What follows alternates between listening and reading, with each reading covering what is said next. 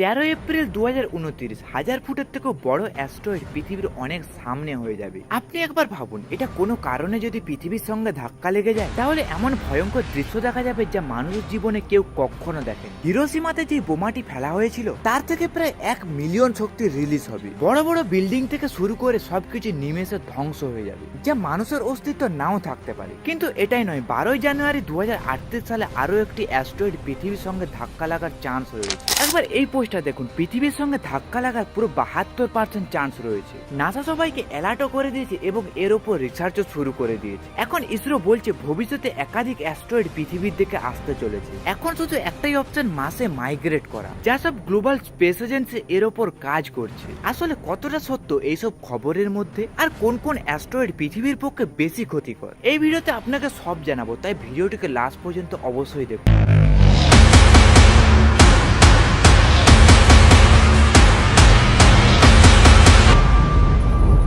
মূলত অ্যাস্ট্রয়েডকে ছোট প্ল্যানেট টয়েসও বলা হয়, কারণ এইগুলো এক একটা প্ল্যানেটের মতো হয়। আসলে এই বড় বড় পাথরগুলো প্ল্যানেটের বেল্টে ঘুরতে থাকে। সাইজে এইগুলো 10 থেকে 20 মিটারও হতে পারে, আবার 100 থেকে 200 কিলোমিটারও হতে পারে। সব থেকে ছোট অ্যাস্ট্রয়েড যেটা রয়েছে সেটা মাত্র 2 মিটার, আর সব থেকে বড় অ্যাস্ট্রয়েড হচ্ছে 940 কিলোমিটার, যার নাম হচ্ছে সেরেস। আর সব থেকে বেশি অ্যাস্ট্রয়েড রয়েছে মার্স আর জুপিটারের মধ্যে, যা মিলিয়নের থেকেও বেশি অ্যাস্ট্রয়েড রয়েছে। আর দুটো অ্যাস্ট্রয়েডের মধ্যে ডিস্টেন্স থাকে প্রায় 1 মিলিয়ন কিলোমিটার। আর কখনো এমন হয় যে অ্যাস্ট্রয়েড তার অ্যাস্ট্রয়েড বেল্ট থেকে বাইরে বেরিয়ে যায় আর পৃথিবীর দিকে চলে আসে, তখন ওকে আমরা বলে থাকি NEOS। আর নিও শুধু অ্যাস্ট্রয়েডই নয়, বরং ধূমকেতুও হতে পারে, আবার মিটিওস, মিটিওরাইটস, মিটিওরাইটও হতে পারে। এখন আপনারা বলবেন এদের মধ্যে পার্থক্য কি? সবগুলাই তো উল্কাপিণ্ড যা স্পেসে উড়তে থাকে। যেমন অ্যাস্ট্রয়েড তৈরি হয় পাথর আর মেটাল দিয়ে, আর কমেটস তৈরি হয়ে থাকে বরফ, পাথর আর ডাস্ট দিয়ে। অ্যাস্ট্রয়েডকে মার্স ও জুপিটারের মাঝে অ্যাস্ট্রয়েড বেল্টে পাওয়া যায়, আর ধূমকেতুকে কাইপার বেল্টে পাওয়া যায়।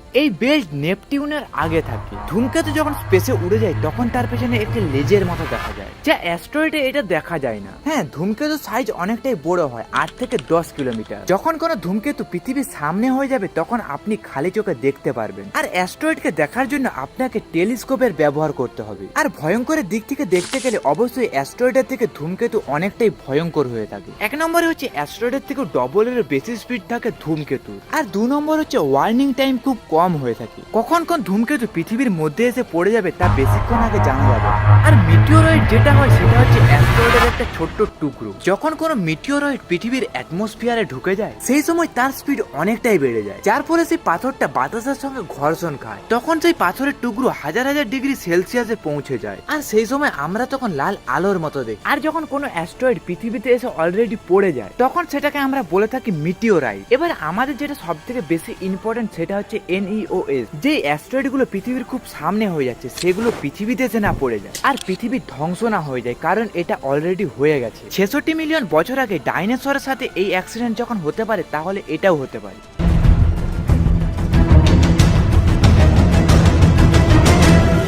কিন্তু এখানে আপনি দাঁড়িয়ে যান, কারণ এই 2038 সালের অ্যাস্ট্রয়েডের খবরটা সম্পূর্ণ ফেক নিউজ। আবার এই নিউজটা নাসা বানিয়েছে, তাহলে ফেক কিভাবে হলো? নাসা এখানে একটা পরীক্ষা করছিল, আর যদি তারা বুঝতে পারে 2038 সালে যদি কোনো অ্যাস্ট্রয়েড পৃথিবীতে এসে পড়ে তাহলে তারা এই অ্যাস্ট্রয়েডকে বাধা দেওয়ার জন্য কি কি করতে পারবে। এটা একটা মক টেস্টের মতো ছিল, যা 100 জনেরও বেশি সায়েন্টিস্ট এই টেস্টে অংশগ্রহণ করেছিল।